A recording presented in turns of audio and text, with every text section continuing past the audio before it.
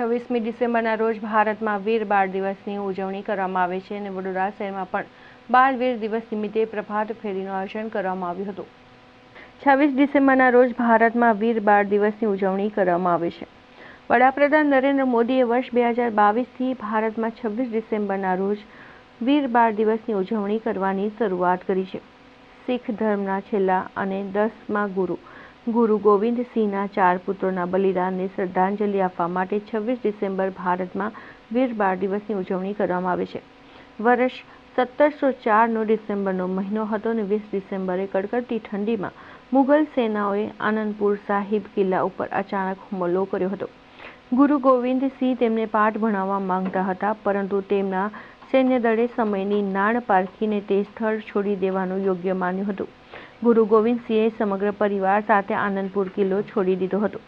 સરસામાં નદીમાં પાણીનું વહેણ વધારે હોવાથી ગુરુ ગોવિંદ સિંહનો પરિવાર નદી પાર કરતી વખતે અલગ થઈ ગયો હતો।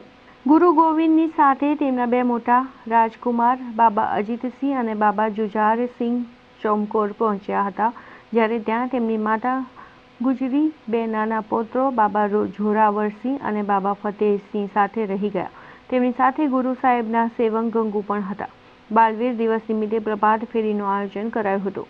અકોટા વિધાનસભાની પ્રભાત ફેરી ખંડેરાવ માર્કેટથી નીકળી હતી અને ધારાસભ્ય અને પાલિકાના ડેપ્યુટી મેયર ચિરાગ બારોટ, સ્થાનિક નગરસેવકો સહિતના મહાનુભાવો જોડાયા હતા।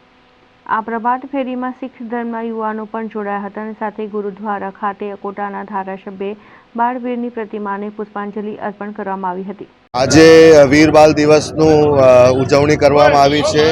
અકોટા વિધાનસભા ખાતે ખંડેરાવ માર્કેટની પાછળ નાનક સાહેબ વાડીનું ગુરુદ્વારા છે, તેની અંદર અમે આ ઉજવણી કરી રહ્યા છે।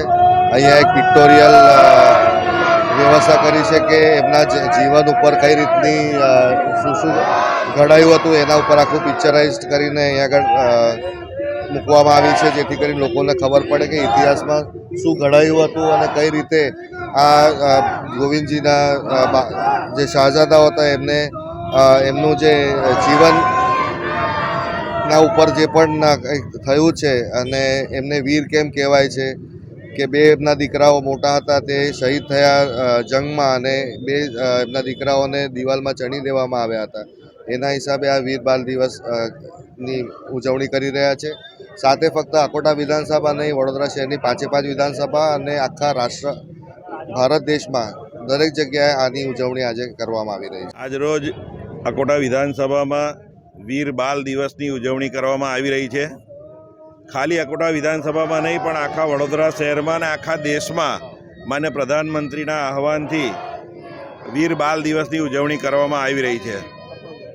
ગુરુ ગોવિંદસિંહજી, જેમના 2 પુત્રો જેઓને ધર્મ પરિવર્તન કરવા માટે દબાણ કરવામાં આવ્યું હતું મુગલ રાજાઓ દ્વારા, પરંતુ આટલી નાની ઉંમરે પણ તેઓ ઝૂક્યા નહીં અને એમને જીવતા દિવાલમાં ચણી દેવામાં આવ્યા। આવી વીર શહીદી કોઈ ઇતિહાસમાં બાળકોની જોવા મળતી નથી, એટલે બાળકોને આ વિશે જ્ઞાન મળે, આપણી આવનારી પેઢી આ ઇતિહાસ જાણે અને આનું વ્યવસ્થિત રીતે લોકોના એમાં ઇતિહાસ જાણી શકે, એટલા માટે આ કાર્યક્રમનું આયોજન કરવામાં આવ્યું છે।